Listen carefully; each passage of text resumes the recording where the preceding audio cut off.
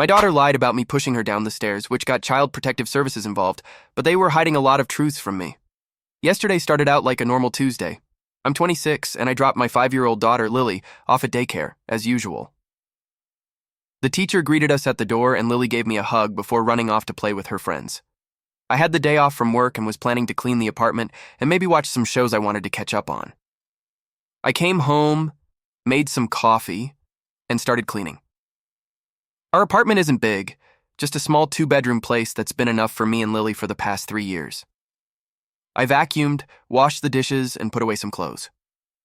Around noon, I ate a sandwich and sat down to watch a little TV before finishing cleaning the bathroom. At 2 p.m., there was a knock at the door. I wasn't expecting anyone, and I don't usually open the door to strangers, so I ignored it. A few minutes later, my phone rang with a number I didn't recognize. I let it go to voicemail, thinking it was probably a telemarketer. I was about to go to the bathroom to start cleaning when I decided to check my voicemail first. The message read, "Hi, this is Karen from Child Protective Services. I'm outside your apartment and need to speak with you about your daughter, Lily. Please return my call as soon as possible." I was thinking, Child Protective Services? What could they want? I keep a clean home. Lily is well-fed, well-clothed, and I've never raised a hand to her. My mind raced through all the possible scenarios as the phone rang. When Karen answered, I immediately asked if everything was okay. She said it was, but she needed to speak with me in person. I told her to come right away, and within minutes, there was another knock at the door. Karen was a middle-aged woman with a friendly face but serious eyes. She introduced herself, showed me her credentials, and I invited her in. We sat down at the kitchen table, and she got right to the point. Apparently, Lily had told the school nurse that I had pushed her down the stairs. We don't even have a basement because it's a 1-story apartment. I told her that and invited her to see it. She nodded and continued with the rest of Lily's story. According to Karen, Lily had gone to the nurse complaining of pain in her leg. When the nurse asked her what had happened, Lily started telling a made-up story. She said we had gone camping with Dad that weekend. Lily's father, Bruno, and I had been separated for 2 years, and he lived 3 hours away. While we were camping, we saw bunnies in the woods. The next morning, Lily was so excited to see the bunnies again that she started jumping around the cabin. That's when, according to her story, I got angry and pushed her down 20 steps into a basement. Lily also mentioned having 2 brothers living with us and that Dad lived in the apartment next door. She told the nurse that she loved me very much and that I was the best mom in the world, right after saying I pushed her down the stairs. None of this story was true. Not one word. I explained to Karen, we didn't go camping last weekend or any recent weekend. Bruno lived 3 hours away, and we hardly ever see him. Lily is an only child.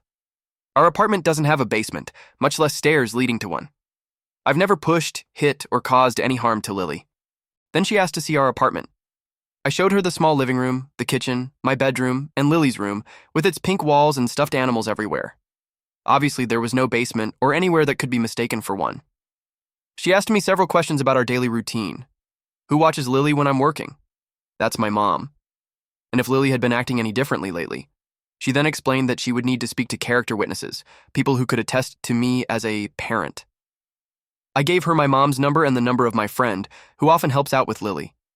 Before she left, Karen said she would call me after talking to my mom and my friend. She didn't say if the case would be closed or what might happen afterward. I spent the rest of the afternoon in a state of panic. When it was time to pick Lily up from school, I drove faster than I'd admit. When she got in the car, the first thing she said was how fun it was to visit the nurse that day. That's when I realized Lily loves visiting the nurse. Last month, she fell on the playground and the nurse put a special bandage and a sticker on her. She talked about the nurse for days after that. On the drive home, I carefully asked her what she had told the nurse that day. She laughed and said, "I told her you pushed me down the stairs." I stopped the car and turned to her. I explained to her as calmly as I could that what she had said was not true, and that making up stories like that was very serious.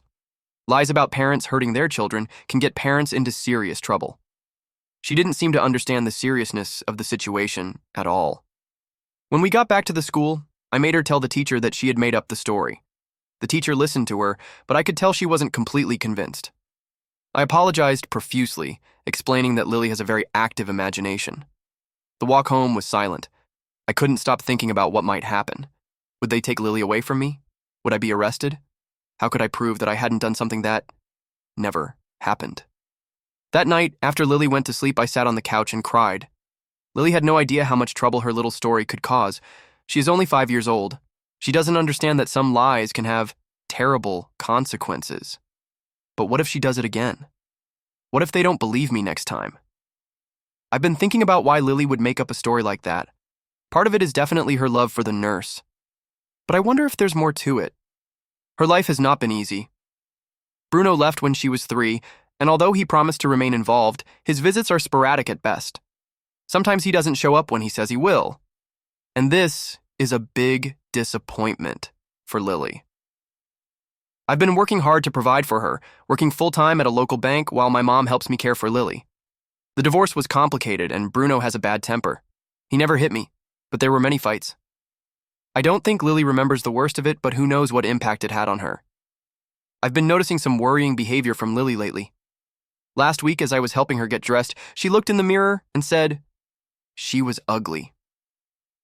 What 5-year-old girl says that? When I told her she was beautiful, she shook her head and said, "No, I'm not pretty like other girls." It broke my heart. I've tried to be careful with my own comments about appearance. After the divorce, my self-esteem plummeted, and I know I've made negative comments about myself in front of Lily. She learned that from me. The thought alone makes me sick. Now I'm terrified that Child Protective Services won't believe me, or worse, that Lily will make up another story. What if next time they just take her away from me with no questions asked? I can't lose her. She's everything to me.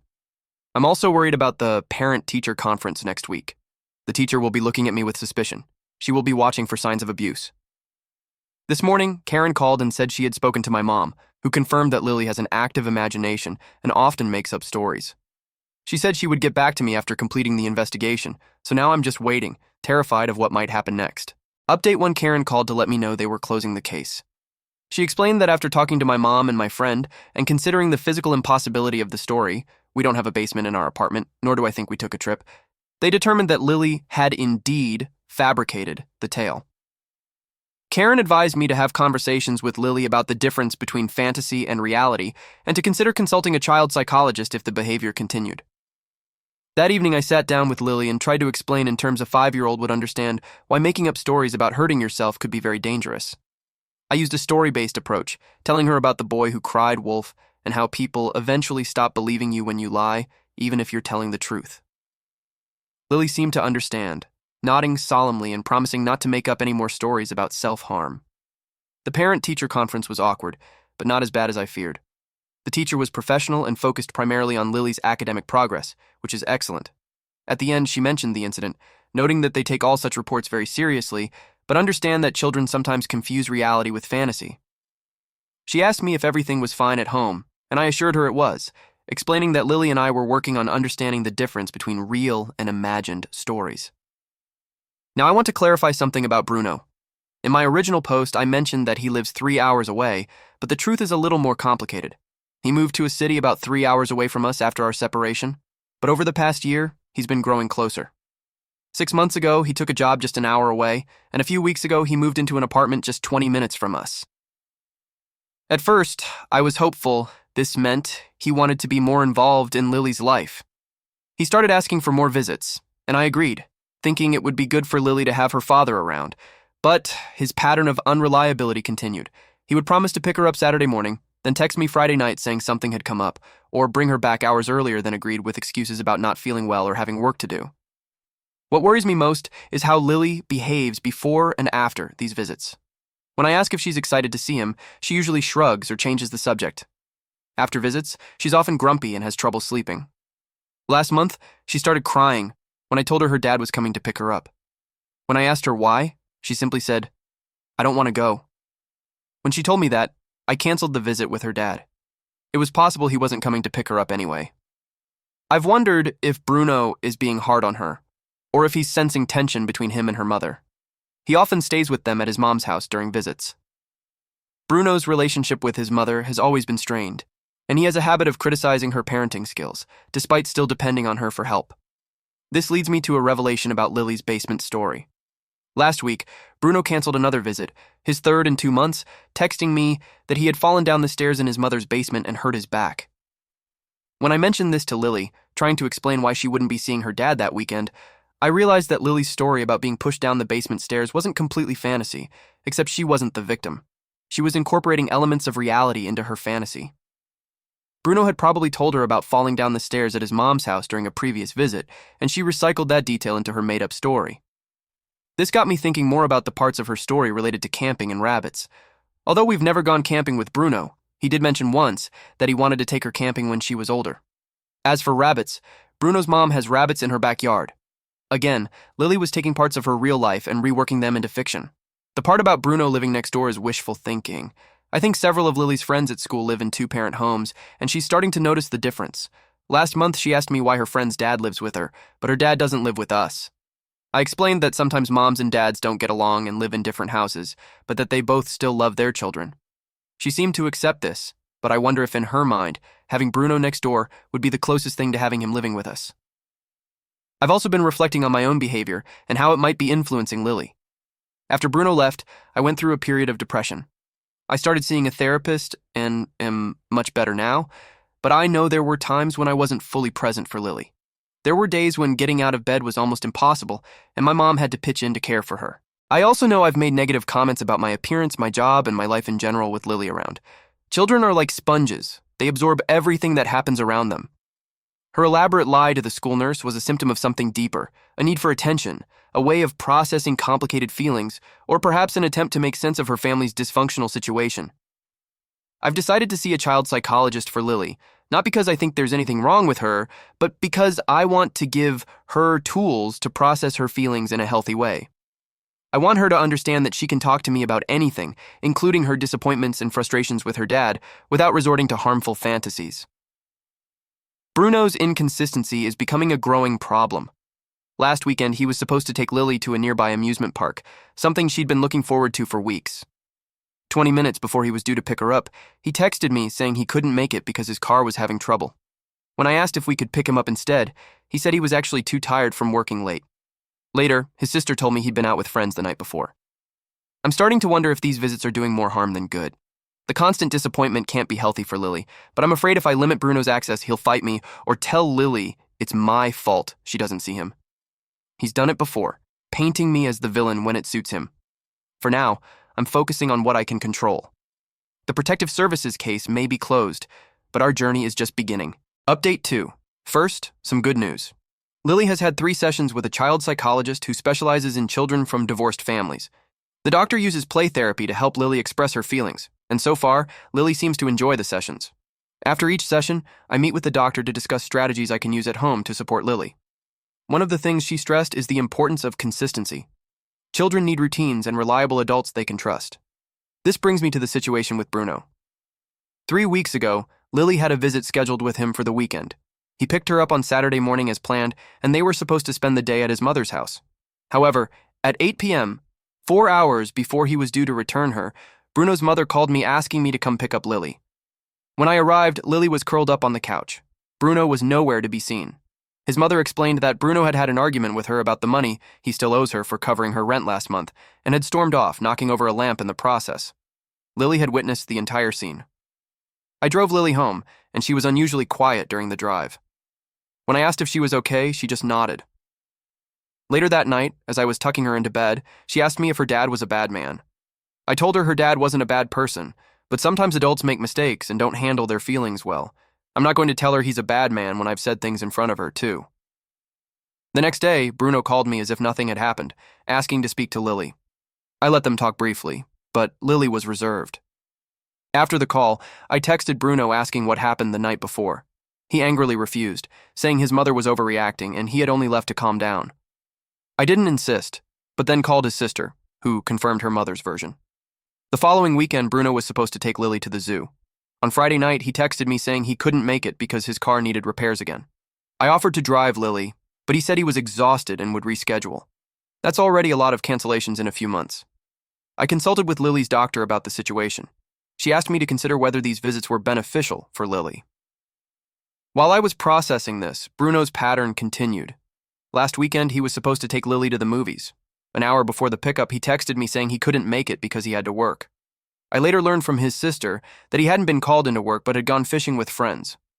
My partner Tom, whom I've been dating for the past 6 months, has been telling me for a while that Bruno's behavior is harmful to Lily. I was afraid that cutting off my relationship with Bruno would hurt Lily more long term. I also feared being seen as the bitter ex-wife who kept her daughter from seeing her father. But after this last cancellation, I realized Tom was right. Each broken promise was chipping away at her self-esteem. I texted Bruno, telling him that until he could demonstrate a consistent commitment to Lily, there would be no visitation. I told him that if he really wanted a relationship with his daughter, he should prove it with actions, not words. His response was lukewarm. He blamed his job, his car, his mother, everyone but himself. He promised to improve, but offered no concrete plan for how he would do it. I told him I needed time to think and would contact him when I was ready to discuss visitation again. That was a week ago, and he hasn't reached out since, not even to ask how Lily is. Meanwhile, Lily seems more relaxed, knowing that her weekends are predictable. She's been spending more time with Tom. Last Saturday, Tom took us both to the local aquarium, and Lily smiled more than I've seen her in months. The incident with protective services, as scary as it was, turned out to be a wake-up call. It forced me to examine our family dynamics and make changes that were long overdue. For that, I'm actually grateful. Update 3. It's been 2 months since my last update.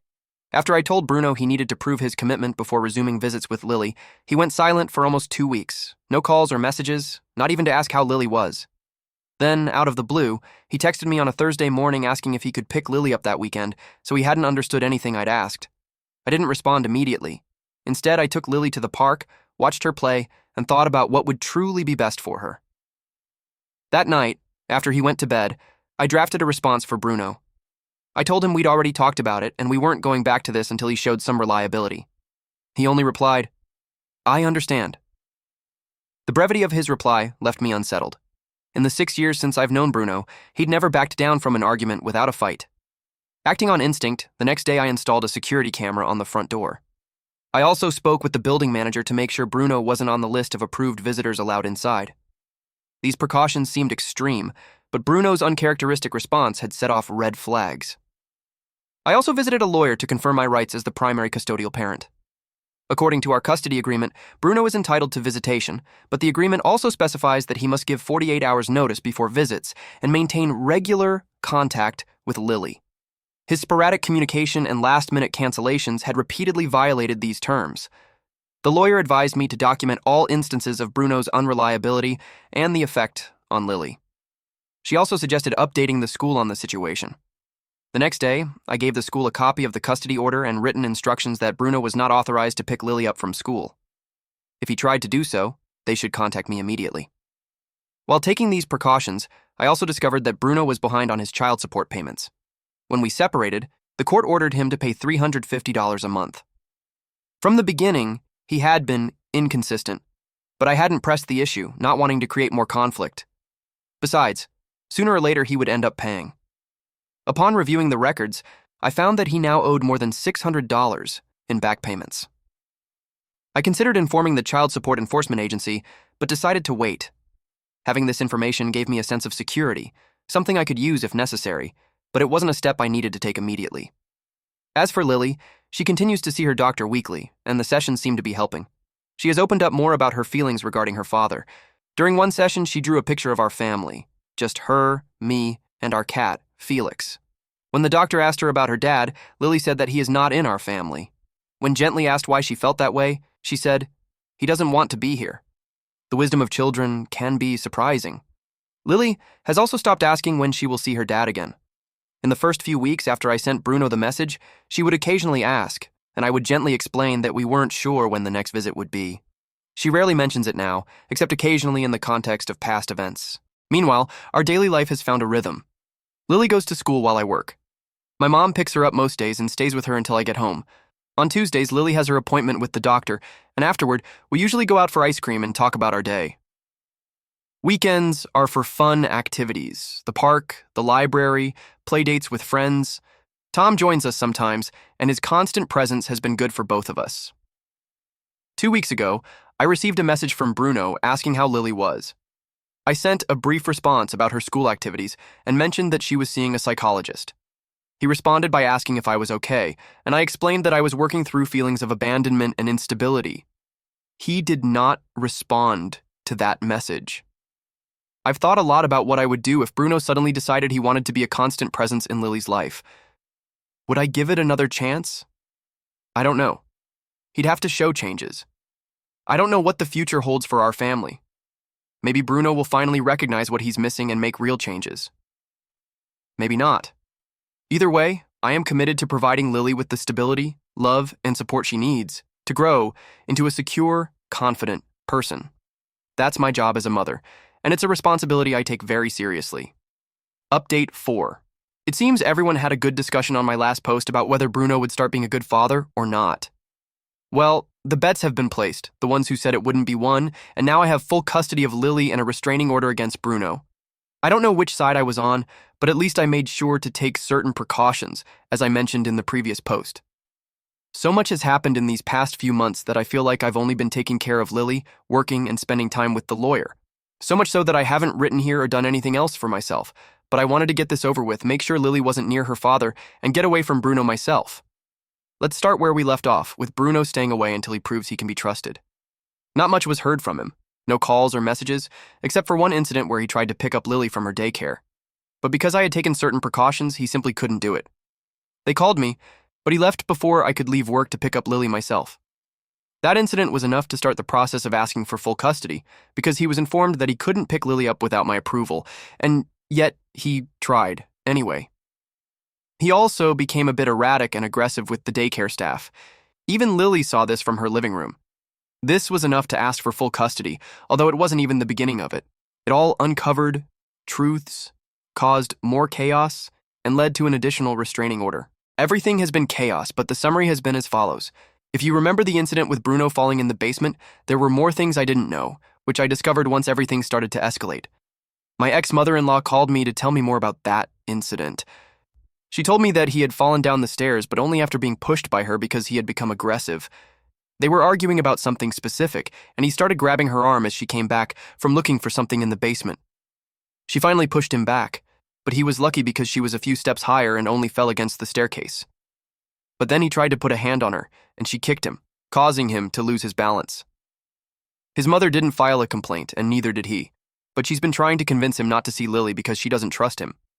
He agreed because it was convenient, not because his mother had convinced him. I appreciate that, but I would also have appreciated it if you had told me these things earlier, and even filed a complaint. Bruno's sister also had things to tell, but not at this level of physical violence. After starting the full custody process, he also showed up at my apartment and was turned away, which led to him becoming violent towards someone who was there. Not to the point of hitting them, but there was pushing, shoving, and that sort of thing. The things that let you know you're not right in the head. We also know that she's not right in the head because Lily has a great imagination. I don't deny that. But she's also been influenced by her father. Her father knew that Lily liked going to the nurse's office, so he told her that if she told them that she fell down the stairs like he did, she could go. He convinced her that if she told him she was pushed by her mother, I would spend more time there. I know this now because a friend of Bruno's who is dating his sister told her, and she told me. He did it just to annoy me because that's how he is. I haven't talked about our divorce, but I'll just say that he was an unfaithful person, prone to lying, and that's why I had primary custody. At least he wasn't such a bad father before we got divorced, but when I filed for divorce, the lies about not being able to see her began, and now this.